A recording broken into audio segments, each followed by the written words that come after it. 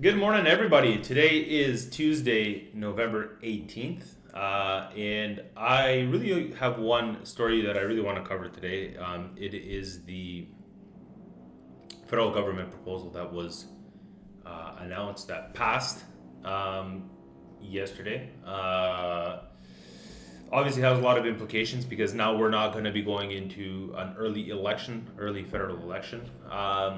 And it covers, honestly, the story itself covers a lot of things that I've been talking a lot about. Like, for instance,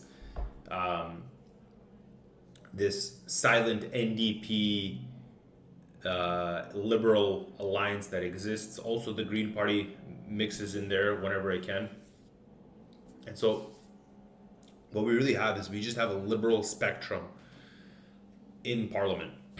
And so, it's really difficult to actually be able to push anything that's not liberal policy just because of the amount of liberal parties that exist. So even a minority Liberal Party of Canada government can still manage to successfully push all of its policies that it's trying to instill without going into federal elections, just because it has the backing of all of these other parties that are there that basically align more or less to a T with their actual policies, right? Like, there's very little difference between the actual NDP and the Liberal Party or the Liberal Party and the Green Party, right? But let's go into it. So it says the Liberal government narrowly survived a confidence vote on a motion to approve the 2025 budget thanks to a handful of abstentions and the last-minute climate pledge from the Prime Minister that won over the Green Party, MP Elizabeth May. Members of Parliament approved the budget motion in a 170 to 168 vote Monday evening, ending days of uncertainty as to whether the opposition parties would defeat the minority Liberal government and trigger a second federal election. So this is all really key right here. So basically what happened was, even with all of this support that they have, they barely got this budget passed, right? And so I'm sure there was a lot of Conservative Party members that voted against it, because 170 to 168 that's literally barely. And so we almost went into a federal election, which would have been Pierre Poilievre's, honestly, like, wet dream, essentially. But instead what we're going to get is we're going to get more liberal politics, more liberal support, and who is the one that backed him is the Green Party. Why? Because Carney was like, hey, yeah, we're going to pass this big federal budget. We're going to do all of this. We're going to do all of these investments into our mineral resources, into our gas resources, into our oil resources. But we're going to do it. Apparently, I guess we're going to see how this plays out. But it seems like we're going to do it in an environmentally friendly way. Yay. Literally talked about this yesterday, about how being competitive in the world stage, it literally comes down to your energy prices and the cost of your manufacturing, right? If we keep stubbing ourselves in the foot or shooting ourselves in whatever analogy you want to use, metaphor, for handicapping yourself to be a competitive manufacturer in the world, or competitive in anything, even if you're just selling the raw material, it is still you're still going to be at a disadvantage even selling the raw material if all you care about is the environmental impacts. Now, I'm not saying we should go around, not have any standards around the quality of the manufacturing of the pipelines or whatever, right? The transit routes and this and that. But we can't be putting carbon taxes on it. We can't be doing all of these stupid things that no one else is doing in the world. If no one else does this in the world, then why would you do it? Like, it doesn't make sense. This is the global stage is a dog-eat-dog world. This isn't like, we're playing a board game and there's a set of rules that everybody abides to. It's not like that on the world stage. They've tried to implement certain rules, but people don't abide to them. Our allies don't abide to them. You know what I mean? Like, anybody in the Middle East don't give a shit about this. They don't look at this, right? So this is why I don't like this Green Party stuff, because it never does anything good for Canada. And the absentees, I'm sure, are NDP. We'll probably get to there. It says the vote on Mark Carney's first budget as Prime Minister allows the government to move ahead with what it says is a transformational plan to grow the economy through more than $140 billion in new spending over 5 years, focused on attracting investments in big infrastructure projects. Exactly. The Conservatives in the Bloc Québécois pointed to the budget's $78.3 billion deficit as a main reason for opposing the plan. So we have a massive budget deficit. Now, obviously, the Conservatives are going to do whatever they can right now, or they would have tried to, as they did, do whatever they can right now to knock out the Liberal government, right, and to go into forced elections so that they can have a chance at taking the reins, right? I mean, this is all a political game right now, right? And basically, they lost. So this is moving ahead in the Liberal sphere, but these are kind of like the excuses that they use. $78 billion deficit, it's not small, right? And this spending in these big infrastructure projects will only pay out the right way if the money that's coming in isn't going to be taxed additionally for carbon credits and stupid stuff like that, right? The money that's coming in, it has to be free-flowing cash, free-flowing capital into international trade that's going to be competitive. If it's not competitive, no one's going to do it. Just like all the companies that left for Texas a couple years back, we talked about that yesterday. They'll do it again. No one's going to come if the cost of doing business is too high. That's why the Green Party sucks. Here we go. 2 Conservative Party MPs, Jean Roche and Stubbs, did not vote. Neither did 2 NDP MPs. New Democrats are choosing stability over political games. Exactly. What I say? NDP. NDP interim leader Don Davis said after the vote, adding that the party's abstentions had happened because Canadians did not want another election now. Mr. John said the NDP were being the adults in the room. Really, guys? You're being adults in the room? You're being adults in the room? Canadians don't want to go. How do you know Canadians don't want to vote?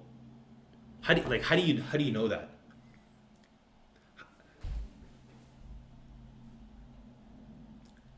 What is the level of representation that the members of Parliament actually represent the people of Canada? I'm actually quite curious, because I don't think it's very high. I think that they get voted in, they do their things in Parliament, and I think it's very devoid of what people actually want. Canadians don't want to they don't want to vote? Really? The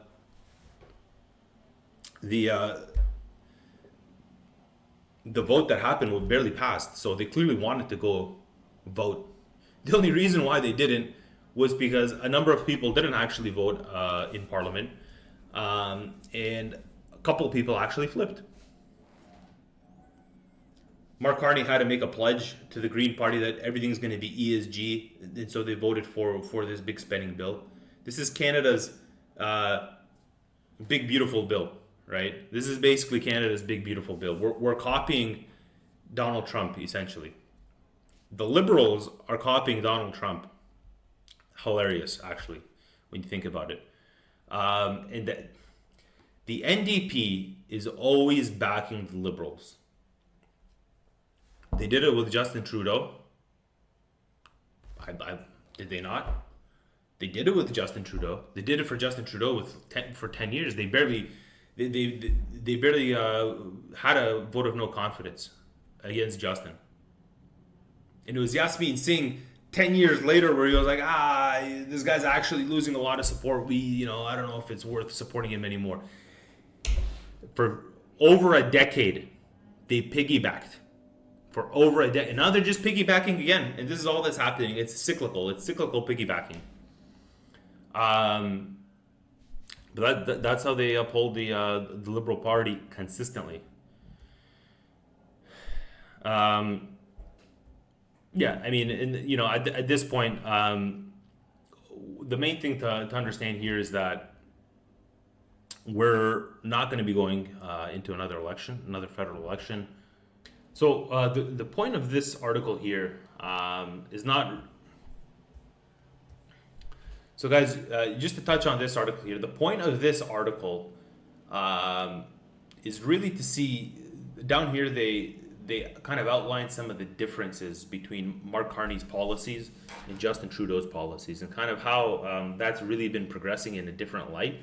I mean, as we can see here, it says what Trudeau policies actually survived. So the federal budget tosses aside the Trudeau-era luxury tax on yachts and private planes, halts the former prime minister's signature promise to plant 2 billion trees, Carney says 1 billion, and holds out the possibility that the cap on greenhouse gas emissions from oil and gas will be abandoned. Exactly what I said. So there's no way, they have to do this, because if they don't do this, we will not be competitive. They're forced to be competitive globally because of Trump's tariffs. So Trump's tariffs have literally been pushing Canadian politicians to think outside the box. We've literally just been lulled into this trade partnership that we have with the US, which is fine. I fully agree with having this kind of a relationship with the US for the most part. But Canada is supposedly an independent country. So far as we have the King of England as our king, right? But outside of that, we're basically an independent country. We govern ourselves, we vote ourselves, right? We don't vote in UK elections.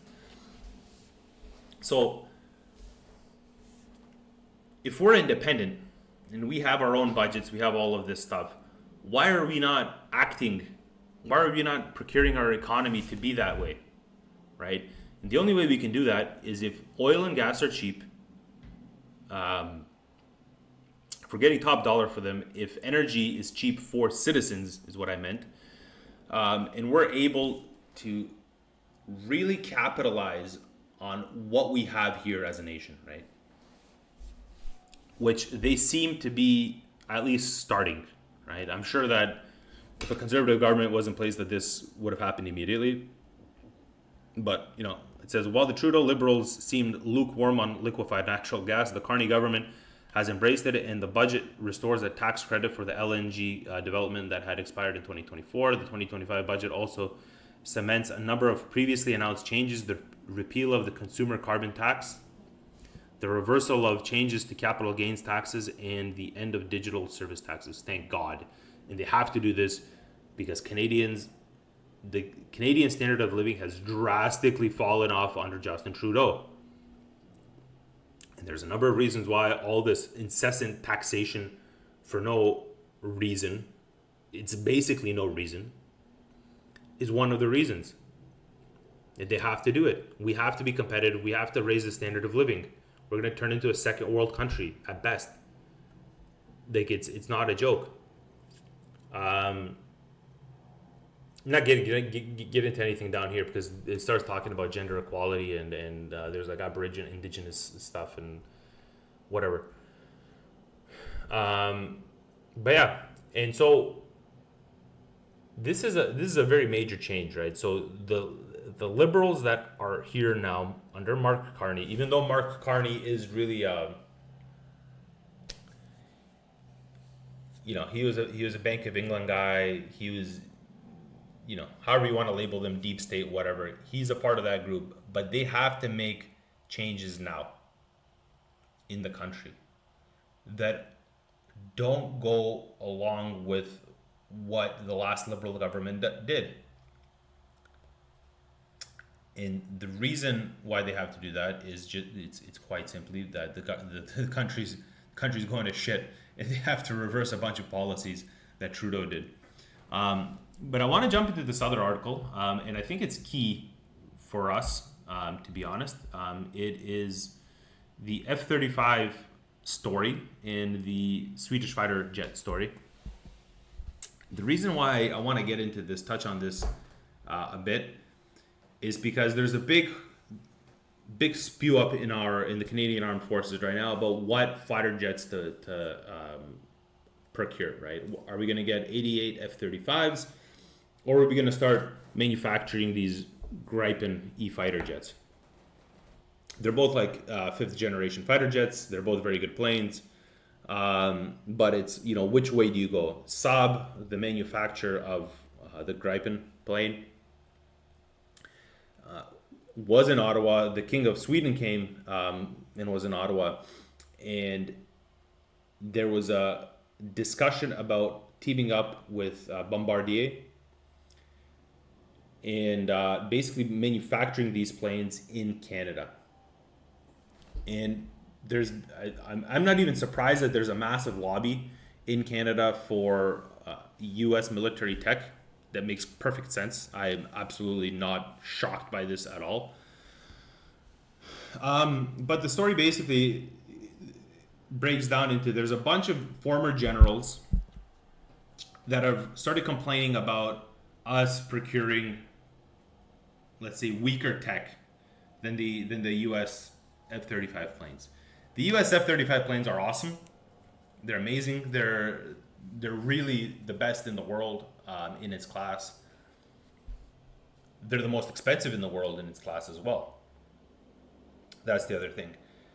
Now the thing is, Canada as a nation, most of our military procurement is U.S. And this is a very important thing to understand, because if you enter an actual military conflict, not these things where we went to Afghanistan, we had a base with the U.S. Every month we would send a couple bullets, couple rockets here and there. The procurement was easy because you're fighting the Taliban. It wasn't an actual army. It was just a bunch of armed militias essentially in the mountains that were just kind of shooting you every now and then, right?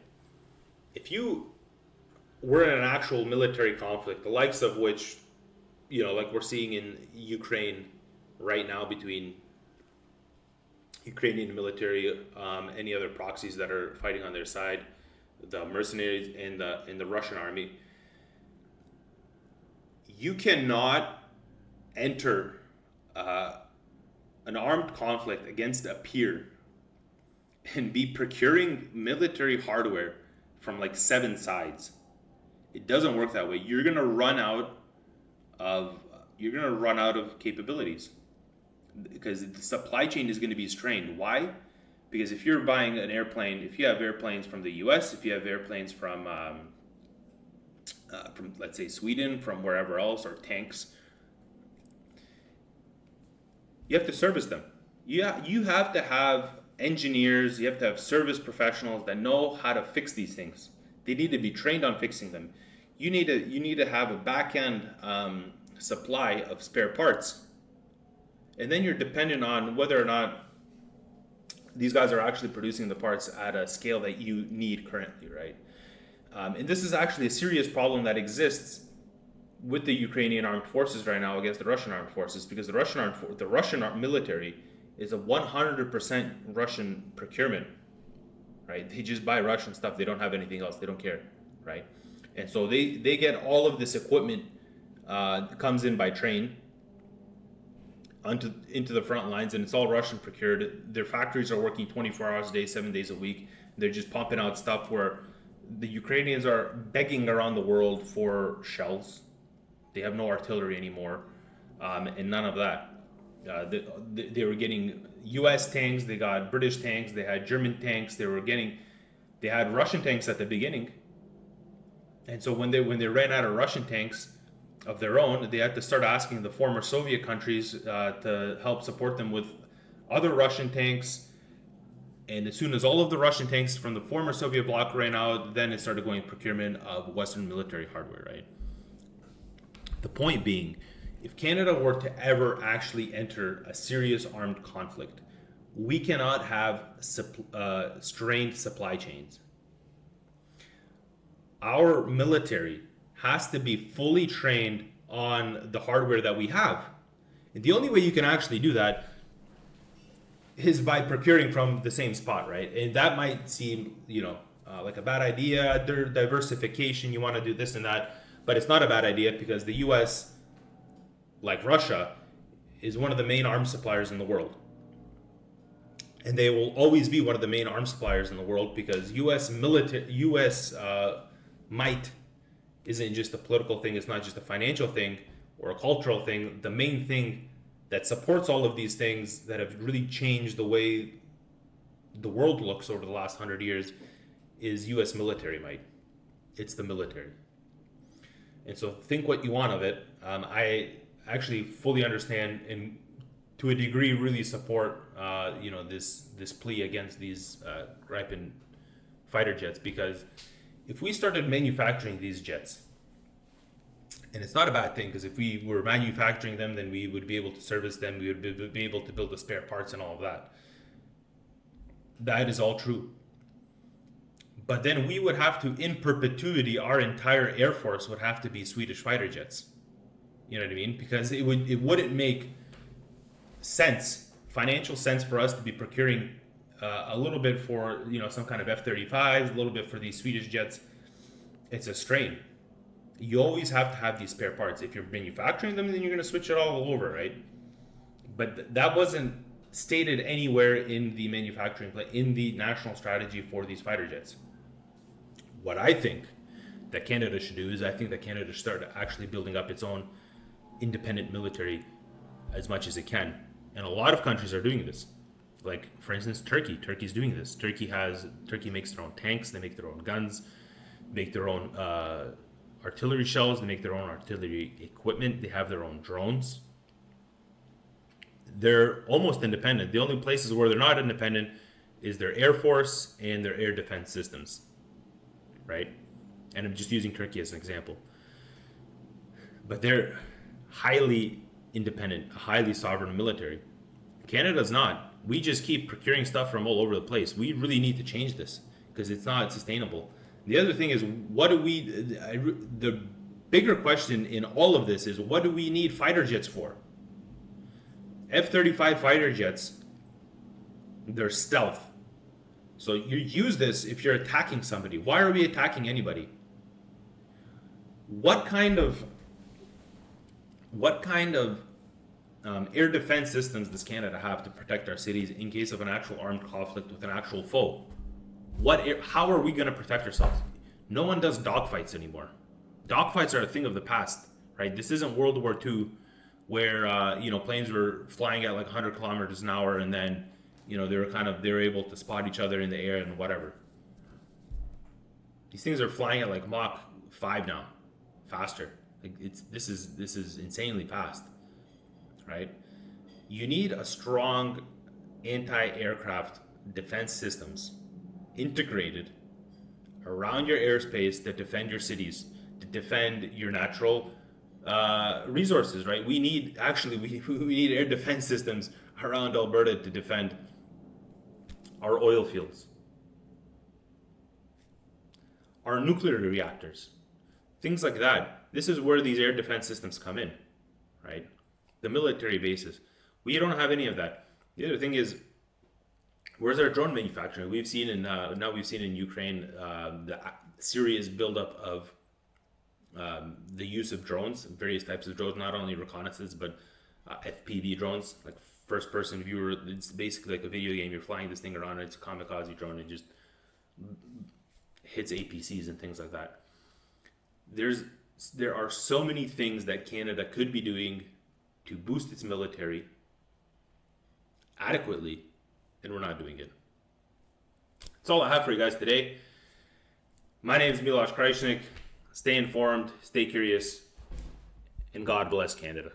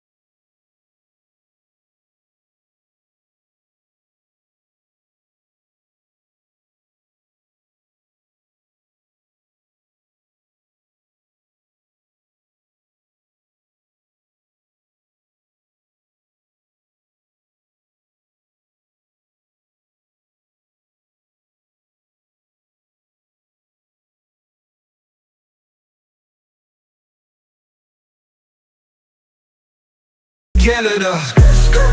Maple syrup and like Cabernet. Kick your ass all hockey season,